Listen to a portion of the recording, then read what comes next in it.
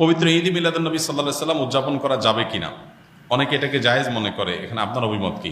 দেখুন, আমি অভিমত না দিয়ে কয়েকটা প্রশ্ন রাখব, অর্থাৎ প্রশ্নের উত্তরে আবার পাল্টা প্রশ্ন আমি ছুড়ে দিতে চাই, বিশেষ করে যাদের এটা নিয়ে সত্যিই জানার আগ্রহ আছে। অনেকে তো প্রশ্ন লেখেন জানার জন্য না, প্রশ্ন লেখেন হলো ওনার পক্ষের মতটা বের করে আনার জন্য।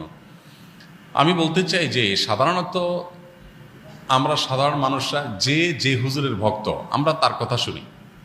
যে হুজুর মিলাদুন নবীর পক্ষের, তার ভক্তরা মিলাদুন নবীর পক্ষে কথা বলে এবং সেরকম দলিল খুঁজে বের করে সোশ্যাল মিডিয়াতে সেটা নিয়ে লেখালেখি করে।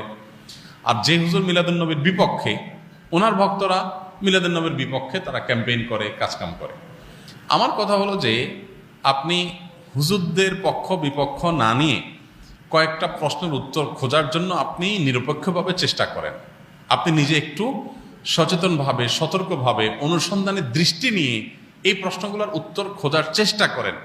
আপনি শুধু উত্তর খোঁজার যদি সিরিয়াস চেষ্টা শুরু করে দেন এবং নিরপেক্ষভাবে চেষ্টা করেন, আমার বিশ্বাস যে আপনাকে আল্লাহ তাআলা হেদায়েত এবং সঠিক পথ যেটাই সেটা আল্লাহ তাআলা আপনাকে দেখিয়ে দিবেন। শর্ত হলো আপনি আগে গিয়ারটা নিউট্রালে এনে তারপরে খুঁজতে হবে। আমরা যারা গাড়ি চালাতে জানি তারা জানি যে গিয়ার, আপনার ম্যানুয়াল গিয়ার সাধারণত গাড়ি, এটা আপনার নিউট্রালে থাকার পর স্টার্ট দিলে গাড়ি স্টার্ট হবে। গিয়ার একটা দিয়ে রেখে দিয়েছেন আগে, এরপর আপনি স্টার্ট দিচ্ছেন, তাহলে গাড়ি কি হবে না?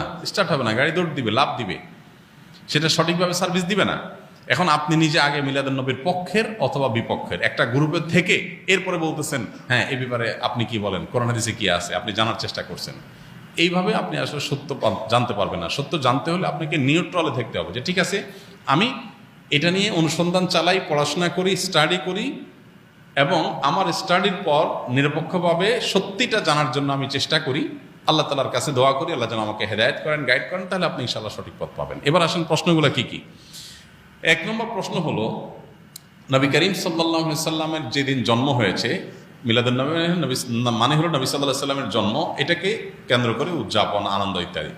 প্রশ্ন হলো, নবী করিম সাল্লাল্লাহু আলাইহি সাল্লামের যে তারিখে জন্ম হয়েছে সেই তারিখটা কি চূড়ান্ত এবং অবিতর্কিত কিনা, অর্থাৎ অমুক তারিখে তিনি জন্মগ্রহণ করেছেন, ইতিহাসবিদগণ এ ব্যাপারে একমত কিনা, বা হাদিস গ্রন্থগুলোতে এটা সুস্পষ্ট আসছে কিনা, এটা আপনি একটু জানার চেষ্টা করেন। আপনি যদি খোঁজ করেন, অনুসন্ধান চালান, তাহলে কিন্তু আপনি জানতে পারবেন, জানতে আপনার কষ্ট হবে না খুব বেশি, যে আসলে নবী সাল্লাল্লাহু আলাইহি সাল্লামের জন্মের তারিখটা এটা চূড়ান্ত কি চূড়ান্ত না।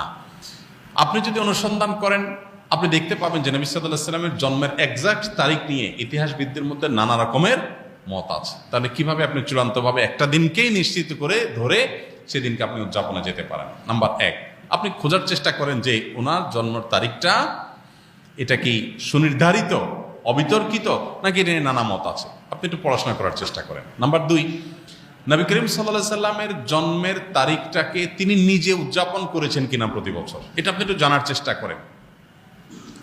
তিনি যদি নিজে নিজের জন্ম উদযাপন না করেন, তাহলে তার সিনিয়র সাহাবী যারা, চার খলিফা আরও যারা আছেন, এই সমস্ত সাহাবীরা কেউ যারা নবী সাল্লাল্লাহু আলাইহি ওয়াসাল্লামকে সবচেয়ে বেশি ভালোবাসতেন, নবী সাল্লাল্লাহু আলাইহি ওয়াসাল্লামের ভালোবাসার দোহাই দিয়েই তো আমরা এটা করি, তো তারা যারা নবী সাল্লাল্লাহু আলাইহি ওয়াসাল্লামকে এর ভালোবাসায় যারা উত্তীর্ণ হয়ে গেছেন, ভালোবাসায় যারা প্রমাণিত, তার আশেকে রাসূল বলি, যেটাই বলি আমরা তথাকথিত, এই জায়গাটায় যারা ইতোমধ্যে প্রমাণিত হয়ে গেছেন, সেই সাহাবীরা যাদেরকে কোরআনে আল্লাহ সার্টিফিকেট দিয়েছেন নবী সাল্লাল্লাহু আলাইহি ওয়াসাল্লামের আনুগত্যের ব্যাপারে, ভালোবাসার ব্যাপারে, সেই মানুষগুলো নবী করিম সাল্লাল্লাহু আলাইহি সাল্লামের জন্ম দিবস উদযাপন করেছেন কি করেন নাই, আপনি এই বিষয়ে একটু খোঁজ নেন, তথ্য উপাত্তগুলো ভেরিফিকেশন করেন, যাচাই করেন। তৃতীয়ত হলো যে জন্মদিবস উদযাপনের এই কালচার কোত্থেকে আসছে, আপনি এটাও জানার চেষ্টা করেন। আপনি যদি এটা নিরপেক্ষভাবে এটা শুরু কোত্থেকে আসে দেখেন, আপনি দেখবেন এটা অগ্নিপূজক, প্রকৃতি পূজারী তাদের কাছ থেকে আসছে।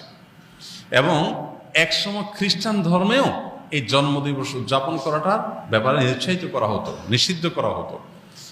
পরবর্তীতে তারা নিজেরা আবার ওই প্যাগানদের দ্বারায়, প্রকৃতি পূজারীদের দ্বারা প্রভাবিত হয়ে তারাও তাদের নবীর জন্মদিবস উদযাপন শুরু করেছেন।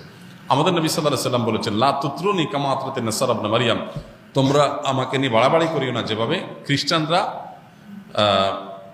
ঈসা আলাইহিস সালামকে নিয়ে বাড়াবাড়ি করেছে। অতএব নবী করিম সাল্লাল্লাহু আলাইহি ওয়াসাল্লামের মিলাদুন নবী পালন করবেন কি করবেন না, উদযাপন করবেন কি করবেন না, সেই প্রশ্নের উত্তর আপনি পেয়ে যাবেন যদি আমার এই তিনটা প্রশ্নের উত্তর আপনি নিজে অনুসন্ধান করে জানার চেষ্টা করেন। আল্লাহ আমাকে আপনাকে আমাদের সবাইকে হেদায়েত এবং সত্যিকারের যে সঠিক পথ সেটা আল্লাহ তাআলা আমাদের সবাইকে আল্লাহ তাআলা দান করুন।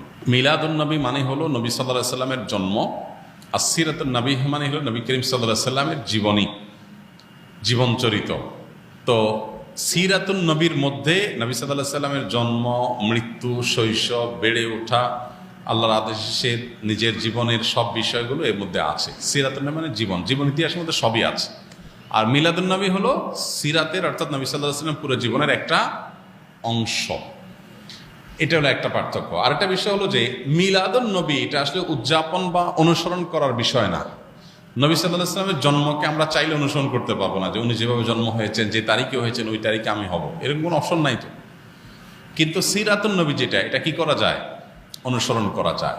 নবী সাল্লাল্লাহু আলাইহি সাল্লামের জীবন চরিত দেখে দেখে সেই অনুযায়ী আমি আমার জীবনকে গঠন করলাম। তো এটা হলো মূলত আমাদের জন্য গুরুত্বপূর্ণ। আমাদেরকে নবী সাল্লাল্লাহু আলাইহি সাল্লামকে আল্লাহ দিয়েছেন তাকে অনুসরণ করার জন্য। তাকে অনুসরণ করার নামগন্ধ নাই, কিন্তু তার মহব্বতের দাবি করে আমি যাচ্ছে তা করে বেড়ালাম, তো এটা আসলে ইসলাম হতে পারে না। অতএব আমাদেরকে নবী করিম সাল্লাল্লাহু আলাইহি ওয়াসাল্লাম অনুসরণ করার চেষ্টা করতে হবে। ডিপ্রেশন, দুশ্চিন্তা থেকে মুক্তির উপায় কি? ডিপ্রেশন এবং দুশ্চিন্তা এখন ঘরে ঘরে। যত বেশি সম্পদ, যত বেশি মানুষের দিনকাল ভালো, তত বেশি মানুষের মধ্যে দুশ্চিন্তা, ডিপ্রেশন বেশি। তো এই দুশ্চিন্তা এবং ডিপ্রেশন এটা থেকে মুক্তি লাভের জন্য আমাদের যে কাজগুলো করতে হবে তার ভিতরে 1 নম্বর হলো 5 ওয়াক্ত নামাজ যথাযথভাবে সুন্দরভাবে আদায় করতে হবে, খুব লম্বা সময় নিয়ে, ধীরে ধীরে। দ্বিতীয়ত, আপনি বেশি বেশি করে কোরআনে কারিমের অর্থ সহকারে তেলাওয়াত করবেন। এটি দুশ্চিন্তা থেকে মুক্তি লাভের জন্য অন্যতম কারণ। বিশেষ করে সূরা ইউসুফ সম্পর্কে অনেক উলামায়ে বলেছেন, এটা অর্থ সহকারে বুঝে পড়লে, মহব্বতের সাথে পড়লে, তাজবিদের সাথে সুন্দরভাবে পড়লে ইনশাআল্লাহ দুশ্চিন্তা থেকে মানুষ বাঁচতে পারে।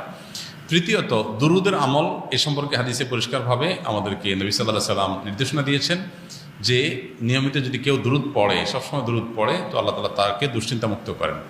আরেকটা হলো ইস্তেগফার যদি কেউ নিয়মিত পড়েন, তাকেও আল্লাহ তাআলা দুশ্চিন্তা থেকে হেফাজত রাখেন। আর এছাড়া দুশ্চিন্তা থেকে মুক্তি লাভের জন্য একটা বিশেষ দোয়া আছে, নবী সাল্লাল্লাহু আলাইহি সাল্লাম পড়তেন, আল্লাহুম্মা ইন্নী আউযু বিকা মিনাল হাম্মি ওয়াল হাযান ওয়া আউযু বিকা মিনাল আজজি ওয়াল কাসাল ওয়া আউযু বিকা মিনাল বুখলি ওয়াল জুবন ওয়া আউযু বিকা মিন গালাবাতিদ দাইনি ওয়া কাহরির রিজাল। এই দোয়ার প্রথম অংশ যেটা, আল্লাহুম্মা ইন্নী আউযু বিকা মিনাল হাম্মি ওয়াল হাযান, আল্লাহ আপনার কাছ থেকে দুশ্চিন্তা, পেরেশানি, ডিপ্রেশন থেকে আমি পানা চাই, এ দোয়া বিশেষ করে পাঠ করবেন। আর এমনিতে নবী সাল্লাল্লাহু আলাইহি সাল্লামের নিয়ম ছিল, কানাইজা হাযাবাহু আমরুন ফাযা ইলাস সালাহ, কোনো বিষয় যখন তিনি পেরেশানিতে পড়তেন নামাজে চলে যেতেন, 2 রাকাত নামাজ পড়তেন। আর এর বাইরে বিশেষ করে ভোর রাতে তাহাজ্জুদের সময় উঠে নিরিবিলি আল্লাহর সাথে একটু মন খুলে কথা বলেন, ইনশাআল্লাহ আল্লাহ তাআলা আপনার মানসিক অশান্তি দূর করবেন।